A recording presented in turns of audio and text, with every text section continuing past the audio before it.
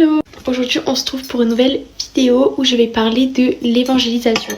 J'ai reçu un commentaire qui me demandait comment on faisait à évangéliser et du coup je voulais parler de ça, de comment témoigner de la parole de Dieu, comment réciter la parole de Dieu.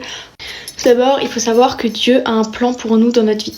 Ça veut dire qu'il y en a qui sont voués à évangéliser, il y en a qui sont voués à être prêtres, à être pasteurs, il y en a qui sont voués à être médecins, il y en a qui... Voilà, Dieu a un projet pour nous et on n'a pas le même projet tous ensemble. Il y en a qui vont parler et ça va être le Saint-Esprit qui va parler en eux. Ça va être le Saint-Esprit, ça va être la parole de Dieu directement qui va sortir de leur bouche et ça va pas être eux-mêmes. Après, il y en a d'autres pour qui ça ne va pas être le cas et c'est pas grave. Comment évangéliser? Déjà, comme conseil que je peux vous donner, c'est attendez d'avoir une relation qui est stable et une foi qui est énorme en Dieu avant de vouloir évangéliser, surtout sur les réseaux sociaux, parce que c'est quelque chose qui prend quand même pas mal de temps et il faut pas que l'évangélisation prenne du temps sur vos temps de prière à vous et sur votre relation avec Dieu personnel.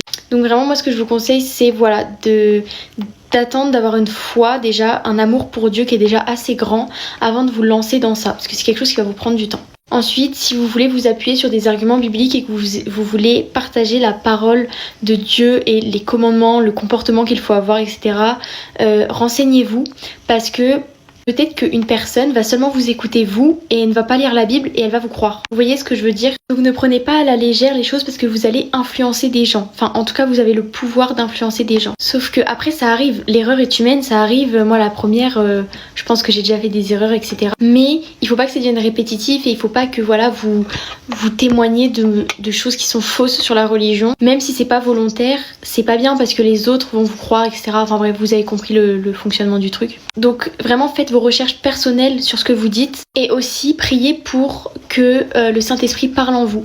Priez pour que ce soit pas vous qui parlez mais bien le Saint-Esprit, bien la parole de Dieu qui s'émane de vous. Après il y a différents types d'évangélisation. Il y en a qui vont préférer évangéliser par écrit, par image, par photo, par montage vidéo, par vidéo, par tout. Donc voilà, c'est différent, ça dépend de chacun, c'est personnel et ça, il n'y a pas de souci avec ça. Après, il n'y a pas vraiment de technique pour évangéliser, la seule technique c'est la prière et l'apprentissage. Il faut vraiment pas prendre ça à la légère parce qu'encore une fois, parfois les gens vont vous voir vous êtes le seul, par exemple, si vous êtes le seul chrétien que quelqu'un connaît, alors il va vous voir vous comme exemple, donc il faut pas dire des choses qui sont fausses, vous voyez ce que je veux dire? Mais c'est quelque chose qu'il faut vraiment éviter et qu'il faut vraiment se renseigner avant de parler.